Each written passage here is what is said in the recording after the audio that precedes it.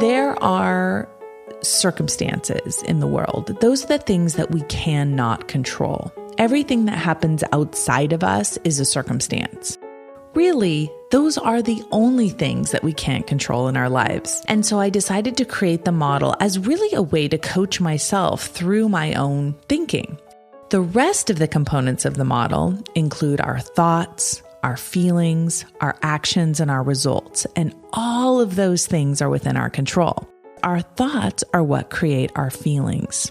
So our thoughts create our feelings. Now, our feelings are also important because they drive all of our actions, okay? They are the fuel for our actions. So when you ask me the question, why am I not taking action? It's because of the way you feel.